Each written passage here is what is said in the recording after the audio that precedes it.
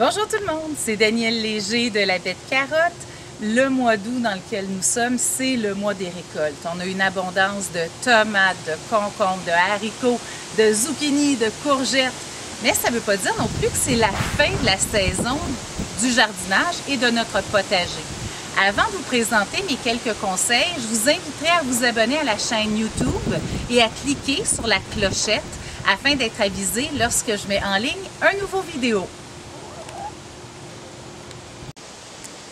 Voici donc les quelques conseils et quelques travaux que je vous suggère d'effectuer dans votre potager au mois d'août. Le premier, c'est vraiment arroser. Je vous l'ai dit souvent dans les capsules Facebook de la Baie de Carotte, il ne faut pas seulement arroser en surface les plants. Il faut vraiment prendre l'eau, prendre le temps d'arroser en profondeur jusqu'à ce que l'eau descende dans les racines profondes de nos plants. On ne veut pas non plus venir arroser le feuillage. Pourquoi c'est important? Surtout au niveau de nos tomates, au niveau des concombres, au niveau des courges, au niveau des melons, au niveau des curcuma, tout ce qui est dans le fond le citrouille aussi, parce qu'on va développer de la moisissure sur les feuilles, on n'en veut pas. Donc on fait vraiment attention à ce niveau-là. Autre chose, même s'il pleut, on a eu des grosses pluies récemment au niveau de notre jardin, on peut avoir des feuillages qui couvrent la base de nos plants. Donc, l'eau va perler puis va se rendre à l'extérieur. Il faut donc vérifier l'arrosage et si l'eau se rend jusqu'à nos racines profondes. On prend notre main, on creuse un peu, on s'en va jusque dans le fond, jusque dans les racines et on regarde si c'est humide. Dans mon cas, oui, c'est humide. Donc, il faut vraiment le faire. Et on garde aussi un horaire constant d'arrosage. Si vous arrosez aux 24 heures, n'oubliez pas de le faire. Si c'est aux 2 jours, on garde le même horaire. Puis, si vous arrosez, actuellement, il fait encore chaud, pas loin de 28, 29, 30 degrés. On va essayer d'arroser le soir pour éviter l'évaporation de l'eau pendant la journée quand on arrose le matin. Rendu au mois de septembre, quand il va faire plus frais, il n'y a pas de problème. Vous allez pouvoir arroser le matin sans problème. Et même au mois de septembre, vu qu'on va avoir beaucoup de fruits aussi sur nos plants, ça se peut que votre terre sèche plus vite et vous ayez besoin de faire 2 arrosages par jour. Surtout si vous avez un jardin en pot comme moi, ça s'assèche beaucoup plus vite, donc on a besoin de plus d'arrosage. Le deuxième conseil de la Baie de Carotte, c'est de fertiliser votre jardin. Je vous avais parlé dans une capsule Facebook Live de l'importance de la fertilisation à tous les mois au niveau de votre jardin, au niveau de vos plants. Dans le fond, les plants s'en vont chercher les nutriments qui sont dans le sol avec l'eau, donc l'importance de l'arrosage, pour pouvoir produire vos fruits. Et je vous avais mis en ligne aussi des fiches concernant les manques ou les surplus de certains minéraux au jardin. Moi, je favorise beaucoup l'engrais de poule. Il n'y a pas trop d'azote, il n'y a pas trop de phosphore, puis il n'y a pas trop de potassium non plus, donc il est quand même bien équilibré. Puis, en plus, il y a du calcium à l'intérieur. Donc, le calcium, on le sait, aide beaucoup les plants. Surtout si vous apercevez que vous avez des fruits qui pourrissent au niveau de vos plants, c'est un manque de calcium.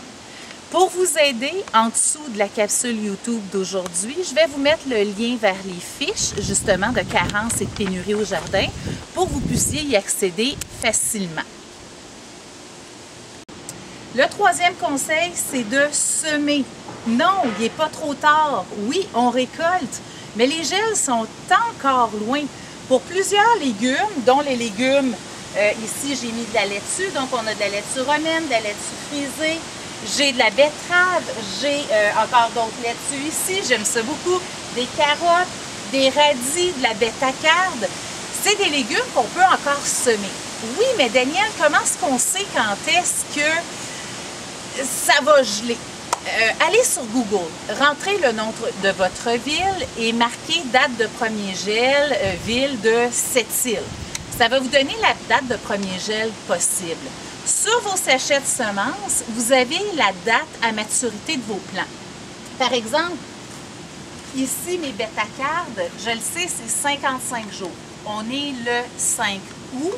Date de premier gel à Prévost, je pense que c'est début octobre. Donc, 55 jours, j'aurai le temps de repartir la bétacarde.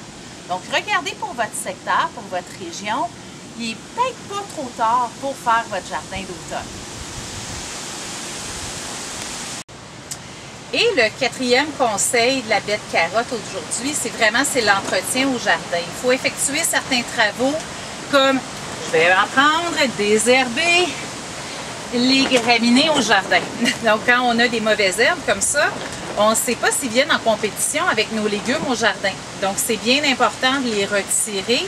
Si notre plant a besoin de beaucoup d'azote et ces graminées-là tirent l'azote de notre plant, c'est pas bénéfique. Donc on fait vraiment le ménage là. Au mois d'août, au mois de septembre, on continue de notre jardin. Au niveau de nos tomates, vous avez sûrement entendu parler du terme gourmand. Donc, les gourmands, on a notre tronc principal, on a nos tiges principales, ils viennent pousser entre. Les anciens gourmands ont sûrement déjà fait des fleurs et fait des fruits, donc on les laisse. Mais à partir d'aujourd'hui, les nouveaux petits gourmands qui vont pousser le long de vos plants de tomates, on les enlève. On veut que toute l'énergie aille au développement des fruits d'ici les premiers gels au niveau de nos tomates.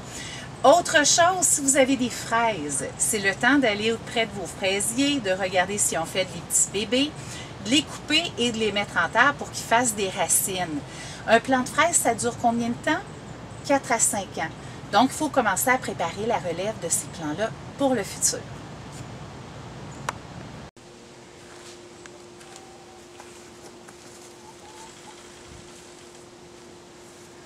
Donc, j'espère que ces petits conseils que je vous ai donnés aujourd'hui vont aider à maximiser votre production, vos récoltes, d'ici les premiers gels. Puis même au-delà des premiers gels, comme on a dit, là, pour tout ce qui est légumes, racines.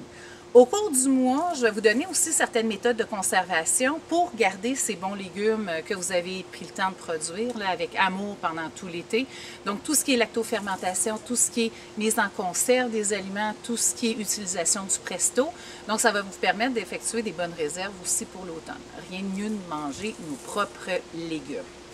Je vous invite aussi à me laisser des commentaires en dessous de la vidéo YouTube s'il y a des choses que vous voudriez savoir au niveau du jardin ou encore s'il y a des choses dans la capsule, des interrogations, des questions qui ont été soulevées pendant que je vous donnais les explications. N'hésitez pas à m'en faire part. Enfin, au niveau des fiches que je vous ai parlé sur le manque d'azote, de potassium, de calcium et ce que ça peut faire, on a produit une fiche, puis en dessous de la vidéo, je vais vous mettre le lien pour vous permettre d'y accéder facilement.